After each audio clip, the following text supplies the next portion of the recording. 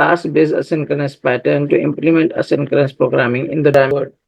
When the await keyword is applied, it suspends the calling method. Asynchronous programming can reduce wait times and improve an application's performance. This project is a Windows Forms application. The name of the form1.cs file I have called the long process method.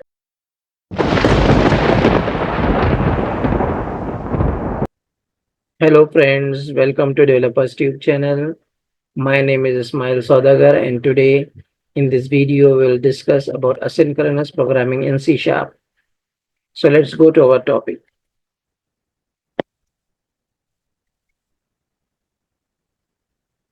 Asynchronous programming is a technique that allows a programmer to perform multiple tasks simultaneously instead of waiting for one task to finish before starting the next. This improves the program's responsiveness and performance. What is the meaning of responsiveness? Responsiveness in an application is the ability of the app to react quickly and effectively. It also refers to the app's ability to perform tasks within a given time frame. So before this, let us see first what is synchronous programming by example. In case of synchronous programming, program or application waits for one task to be completed and only after the completion of the first task we can perform another task. In this case, application becomes idle till the end of one task. It is like user feels application has hanged. Asynchronous programming. Microsoft recommends task-based asynchronous pattern to implement asynchronous programming in the .NET framework or .NET Core applications using async, await keywords, and task or task T result class. For making a method asynchronous, async keyword is used with method declaration after access specifier. The return type of the method is of type task or like task of T, where T is the data type of returning value. Await keyword is used in the method body. Task return type. In asynchronous programming, the task return type is used to indicate that a method is performing an operation that is not yet complete. This allows the calling method to suspend its own completion until the called method is finished. Await keyword. When the await keyword is applied, it suspends the calling method and yields control back to its caller until the awaited task is complete. Await can only be used inside an async method. Note: all the methods in the method chain must be async in order to implement asynchronous programming. Benefits of asynchronous programming. Improved user experience. Asynchronous programming can reduce wait times and improve an application's performance.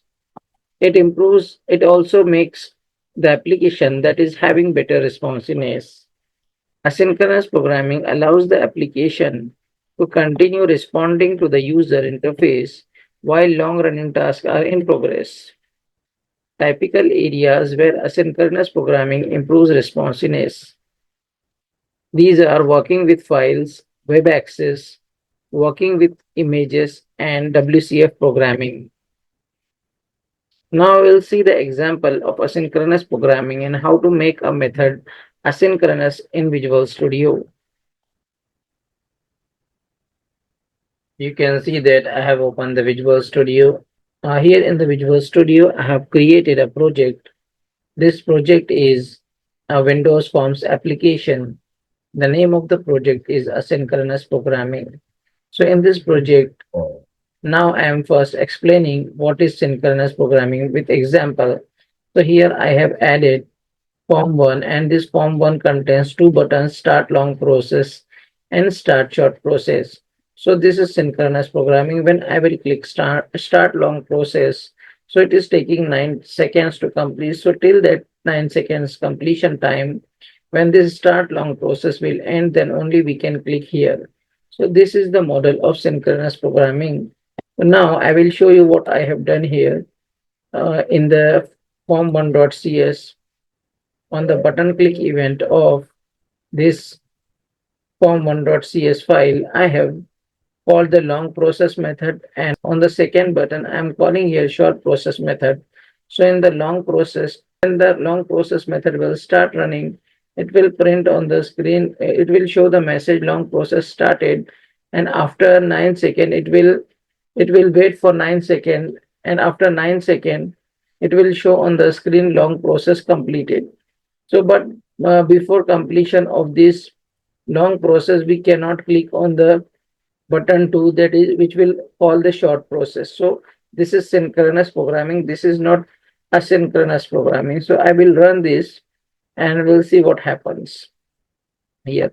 I will click first on start long process. As I click on start long process, it is showing the message box. I click on OK, but I cannot click on start short process because it is currently not executed. The completion of this start long process has not yet ended. So only after completion of this, I can click here. So you can see I'm getting one message long process completed. When I click on OK, after that you can see that I can click on start short process. When I click here, when I click here, it is showing the message. So short process has completed here. I will click OK. So you can see that I can do everything. But when when I click here, I cannot click here. So it is the example of the synchronous programming. Only after completion of one task, I am able to do any other thing like closing. Also, I cannot close the form. When I click here, I click OK. Long process is running. I cannot click here or here. It is totally hanged. Now, when this is complete, I can click on close. So this is about synchronous programming. Now we will make that task. Now we'll make the program as asynchronous. So for making it asynchronous, we have to do the method long process as asynchronous method. So for making it asynchronous, we have to use the async and await keyword on the method. So I have used here async, await, and task. So you can see that this is the long process method and it is having async keyword, and after the task, so this task is used as an operation which is not yet complete. And here if it is returning some value, so data type will come, but my method is not returning anything. And after that, here I have used await. So when the compiler will see the await keyword, so here from here the control will go back to the calling method, and our program will not hang or it will not go into the idle situation till the completion of this, because this await will return the control back. So it will behave as expected, means we can perform multitasking even if this long process has not yet complete. And another thing is that for calling an asynchronous method, the method which is calling to this method should also contain the async and await keyword. So here button one click, this method is calling long process. So you can see that I have preceded this method also with async and await keyword. If I will remove await from here, it will give me warning or it will give me error. So if I will remove this, you can see that here it is showing me error here because this call is not awaited. Execution of the current method continues before the call is complete. Now it's running fine. So previously we have seen that when we click on start long process, up till the completion of this long process, we were not able to do anything here. So now we'll check. We have applied the asynchronous programming technique here, and what should happen when I click start long process? I should be able to close this, and I should be able to click here or anything I can do. I can move this form. So this should happen. So now I will click here and we'll check its response. So when I click here, it is showing long process started, and you can see that I am able to click here also, and also I can click here or cut or make it big, so the screen is not idle or our program has not hanged. So it is working according to the asynchronous programming methodology. So this is about asynchronous programming. Once more, I will click here. Long process started. Short process started, short process complete, but long process still running. I can close this. So this is all about asynchronous programming. Today we have seen introduction to asynchronous programming, what is asynchronous programming and how to implement asynchronous programming. Then after that we have seen async, await and task keywords. Practical example we have covered in Visual Studio. Our next topic will be generics in C Sharp. So please continue watching my channel so that you and I want to say that please subscribe to my channel.